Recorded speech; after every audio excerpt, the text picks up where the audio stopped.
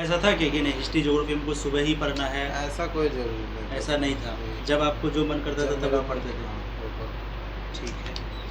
तो जो बच्चा मान लो तैयारी कर रहा है तो उनको क्या कहना चाहेंगे? क्योंकि आप जैसे आपको डर रहता था सिलेबस का, तो इन बच्चों को क्या करना चाहिए? सब्जेक्टिव वब्जेक्टिव शुरू से ही पढ़ना चाहिए या इनको भी लास्ट में जाके सब्जेक्टिव पढ़ना चाहिए? अगर इनके पास टाइम है तो शुरू से ही पढ़े, पूरा सब्जेक्ट कवर कर ले। बस मेरा यही कहना रहेगा कि अगर टाइम है तो अच्छे से पढ़े, नहीं है तो तब लास्ट में जाके सब्जेक्टिव ऑब्जेक्टिव है। आप किस विषय पर ज़्यादा फोकस करते थे, वही जो ज़्यादा टफ लगता था? जी सर, पॉलिटिकल सब्जेक्ट हमको बहुत टफ लगता था तो हम पहले पॉलिटिकल क्लियर किए थे। यानी जो सब्जेक्ट टफ लगता था ज़्यादा फोकस, ज़्यादा ध्यान उसी पर आपका रहता था, है ना? और सिलेबस आपका पूरा हुआ ही नहीं था, पूरा नहीं हुआ था, और इसका डर भी बना हुआ था डर भी हमेशा। बना हुआ था। तो बहुत सारे ऐसे बच्चे होते हैं जो सिलेबस को लेकर के डरते हैं। पहले तो सिलेबस पूरा करना चाहिए, लेकिन अगर पूरा नहीं हो तो अब उसके पीछे नहीं पड़ना चाहिए, रिवीजन ज़्यादा करना चाहिए। जो चीज़ कमी है जैसे सब्जेक्टिव वो पूरा करना चाहिए, ऑब्जेक्टिव वो पूरा करना चाहिए। जैसे इनका भी सिलेबस पूरा नहीं हुआ था, तो अब ये नहीं कि उसी को लेकर के पूरा थे, ये कहा चलो जो छूट गया रिवीजन करते हैं, दोबारा से पढ़ते हैं, सब्जेक्टिव को पढ़ते हैं, अब चैप्टर जो छूट गया, इस तरह से आप पढ़ते थे ना। चलिए, तो आपकी सफलता में तनु क्लासेस का क्या योगदान है? सबसे पहले तो आप ये बताइए कि हम लोगों से कैसे जुड़े थे आप? सर मेरी बहन थी, वो आपसे 2025 का हम्म। देखती, 2025 में एग्ज़ाम दी थी, उसमें आप देखती थी तो हम देखते थे, बोले थे सर कैसा पढ़ाते हैं, बहुत अच्छा पढ़ाते हैं। तब से बोले तुम भी इन्हीं से पढ़ना, तब से हम आपको सब्सक्राइब कर दिए थे। तो आपकी बहन जो है बताई थी आपको ना? जी, 2025 में उनका 431 मार्क्स आया था सर, जबकि वो आपसे 1 महीना पढ़ी थी। तो इनको जो है इनकी बहन बताई थी हम लोगों के बारे में, तो चलिए उनसे थोड़ा जानते हैं कि इनको कैसे पता चला था। तो तुम बताओ कैसे हम लोगों से जुड़ी थी? सर यूट्यूब खोले थे ना, हाँ। तो उस पर आप लोग का आया था तनु क्लासेस, ठीक ना, तो उस पर हम एक दिन क्लिक कर दिए। वैसे हमको पता नहीं था, बस हम क्लिक किए, ठीक ना, क्लिक किए तब आपका जब आया तो हम जब देखे तो हमको बहुत अच्छा लगा। हाँ। तो हम बोले कि, और आप ऐसा पढ़ा भी रहे थे कि एकदम दिमाग में भी जा रहा था। तो फिर हम अपनी सारी दोस्त सबको भी बताया, वो लोग भी आप लोग से ही पढ़ती थी जैसे हम पढ़ते थे, तो फिर वो लोग भी बोली सर बहुत अच्छा पढ़ाते हैं। फिर हम भी आपका देखने लगे, फिर उस तरीके से जैसे हम पढ़े तो फिर सारा सब्जेक्ट का सर्च किए कि सर पढ़ाते हैं कि नहीं, तो देखे तो सब थे उस टाइम आप लोग सब साथ, तो फिर उस टाइम उसी से पढ़ते थे। और इनको कैसे बताए थे? इनको कैसे बताए थे, ये मेरा देखा ना कि हम पढ़ रहे आपसे, तो इसको हम बोलते भी थे कि तनु सर है ना बहुत अच्छा पढ़ाते हैं। तो फिर ये बोला कि क्या पता, ठीक है हम भी देखते हैं कैसा, ये हमसे पूछा कैसा पढ़ाते थे, हम बोले ऐसा पढ़ाते कि माइंड में आ जाता है। तो ये एक दिन मेरे साथ देख रहा था, खैर जो आप ऑब्जेक्टिव पढ़ाते हैं ना, तो देख रहा था, तो बोला कि ठीक है हम भी इन्हीं से क्लास करें। तो नक्की भी क्या क्लास आपसे। ठीक है, तो ये जो है सुजल है ना, ये इन्हीं का दोस्त है। तो चलिए थोड़ा इनसे भी जानते हैं। सुजल, हम लोगों से आप कैसे जुड़े थे? वो सर मतलब कि जब 10th का एग्ज़ाम दिए थे तो उसके बाद तो हम 11th में तो पढ़े नहीं थे, तो गुड़िया से ही पूछे थे कि वो आप क्लास करते थे तो फिर कौन सा यूट्यूब पे बेस्ट चैनल है जो अच्छा पढ़ाता हो है, तो गुड़िया सर तनु क्लासेस का नाम बताया। तो उस समय हम लोग को आपका नाम भी नहीं पता था, इसलिए तो आपको तनु सर इस वक्त से ही जुड़े। तो वही अगस्त के महीने में दोनों दोस्त जुड़े थे ना? तो उसके बाद सर आपका देखिए पढ़ाने का तरीका बहुत अच्छा है, तो फिर बहुत सही था। तो आप सफलता कैसे मिली?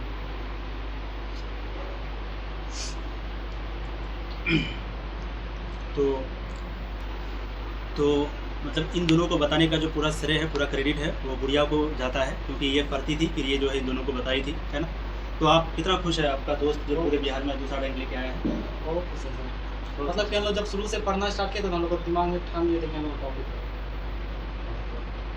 तो एक्चुअली में जब एग्ज़ाम चल रहा था ना, तो ये दोनों हम लोगों से मिलने भी आया था एग्ज़ाम के टाइम में ही, और ये दोनों उसी समय बताया था कि सर हम लोग का इस बार बहुत अच्छा रिजल्ट आएगा। अब किसी को पता नहीं रहता ना कि कैसा रिजल्ट आएगा, तो इनको भी पूरा उम्मीद था कि हम भी टॉपर बनेंगे। तो इनको नंबर मिला है टोटल 449, मात्र 15-20 नंबर कम मिल गया, जिसकी वजह से इनका शायद किसी ने चैलेंज वगैरह भी किया हो ना?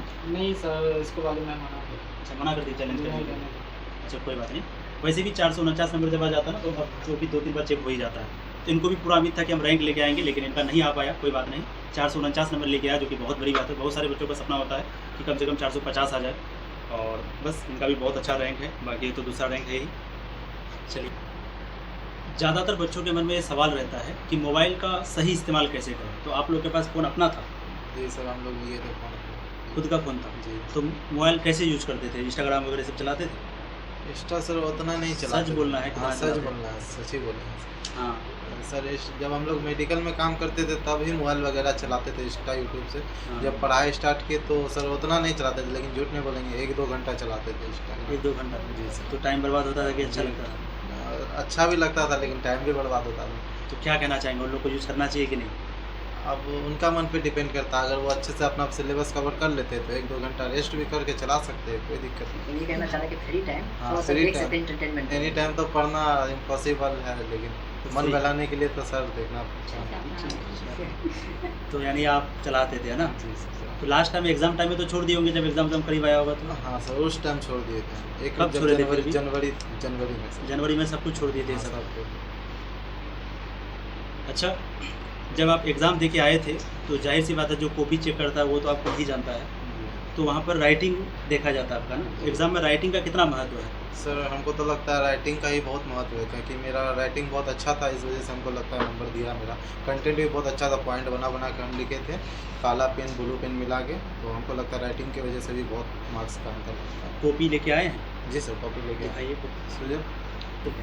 तो बहुत सारे बच्चों के मन में ये सवाल रहता है कि सर टॉपर का कॉपी कैसा होता है, वो नोट्स कैसे बनाते हैं, एग्ज़ाम में कॉपी कैसे लिखते हैं। तो चलिए थोड़ा ये भी जान लेते हैं। जैसे देखिए, ये ब्लू और ब्लैक दोनों कलम का इस्तेमाल करते थे शुरू से ही, जी सर, शुरू से। मतलब ये नहीं कि सिर्फ एग्ज़ाम में, शुरू से ही उनको आदत था ब्लैक और ब्लू पेन का। जैसे ये लेके आए हैं, वो रखिए।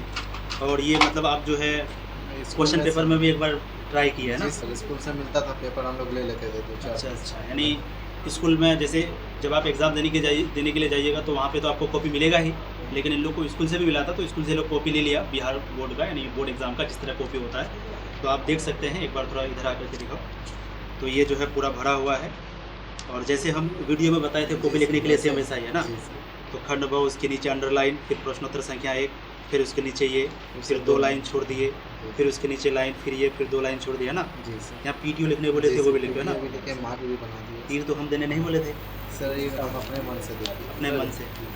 तो इस तरह से कॉपी लिखते थे ना, आप देख सकते हैं। और ग्राफ वगैरह ये बनाने जानते थे कि नहीं? मैप सर बनाए थे हम लोग। बनाए थे, बढ़िया से बनाए थे। हाँ, वहाँ से बढ़िया तो से। यानी इस तरह से कॉपी लिखते थे ना। तो आप लोग देख सकते हैं, एक जो टॉपर का कॉपी हमेशा देखते ना ऐसा होता है, और ये एग्ज़ाम देने से पहले भी इस तरह का कॉपी लिखते थे ना।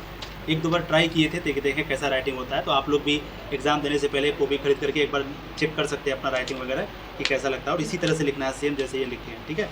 ये सब इतना मोटा कैसे किए? ये सर घस के स्केल से। मतलब स्केल से बार बार 1-2 बार चलाते थे ना, मोटा पेन था मेरा। अच्छा, मोटा पेन थोड़ा सा देखें, ये वाला। ये वाला। जी सर, ये पॉइंट बनाने के लिए। अच्छा, ये थोड़ा सा स्केच पेन है, हम बोले भी थे कि थोड़ा सा मोटा पेन लेना है, OMR शीट भरने में भी काम आएगा, जी। साथ ही साथ ये मोटा लिखने में भी काम आएगा, जैसे कि ये लिखे है ना। चलिए, ठीक है। यानी ये बात हकीकत है, क्योंकि जो भी कॉपी चेक करने वाला है वो आपको तो जानता नहीं है, आपका शक्ल कैसा वो भी नहीं जानता, वो जानता है आपकी राइटिंग को। जितनी सुंदर आपकी राइटिंग होगी उतना अच्छा आपको नंबर मिलेगा। यानी राइटिंग का बहुत बड़ा महत्व होता है आपके एग्ज़ाम में, है ना।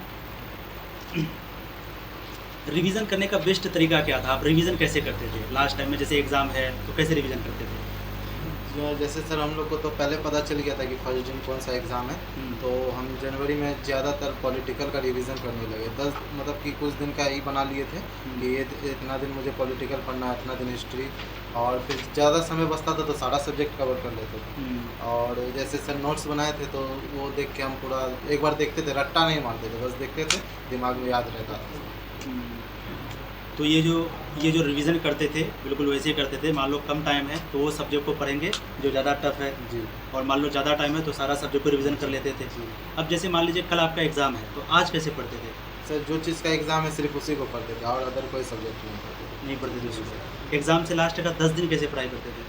10 दिन सर एग्ज़ाम का लास्ट का तो जैसे सर हम सारा सब्जेक्ट पढ़ते थे, मतलब सब्जेक्टिव को ज़्यादा कवर किया। ऑब्जेक्टिव तो पूरा याद हो गया था, सब्जेक्टिव सबका ज़्यादा लिखने लगे। सब्जेक्टिव कैसे लिखते थे मतलब सर देखते थे कि 5 नंबर वाला ये वाला है, इसका नोट्स अपने से लिखते थे। जैसे एक बार देख लिए पॉइंट जैसे 5 पॉइंट देख लिए, 5 पॉइंट को अपने मन में दिमाग में याद करके लिखते थे। यानी पहले आप जब सब्जेक्टिव याद करते थे कैसे, तो क्वेश्चन को देख लिए, जी। नोट का पॉइंट को देख लिए 5 पेन, फिर कॉपी को बंद करके दूसरी जगह लिखते थे, वैसे ही है ना। जी। और बहुत सारे बच्चों के मन में सवाल होता है कि पढ़ाई में फोकस कैसे करें, क्योंकि जब वो तैयारी कर रहा होता है उसको बहुत सारा डर लगता है, पता नहीं क्या होगा, एग्ज़ाम में क्वेश्चन आएगा नहीं आएगा, ये पढ़ रहे हैं ये पूछेगा या नहीं पूछेगा, वो सब आपके मन में आता था? आता था सर, फिर भी हम पढ़े और हमको यकीन था कि आप जो पढ़ा रहे हैं वो तो आएगा ही। इसलिए ऐसा नहीं है कि जो मतलब कि डर तो रहता है, लेकिन सर अगर अच्छे से जो पढ़ा उसको तो डर नहीं लगेगा। तो आपको फिर बिलीव हो जाता था हम लोग जो पढ़ाते जी थे सर, वाई हमको वाई? पूरा बिलीव होता है। जिन बच्चों को बिलीव नहीं होता उनके लिए उनको बिलीव करना चाहिए एक बार। जैसे मैं बिहार में 2nd रैंक आया हूँ तनु सर की वजह, तनु क्लासेस की वजह से, तो आप मेरे वजह से भी बिलीव कर सकते हैं।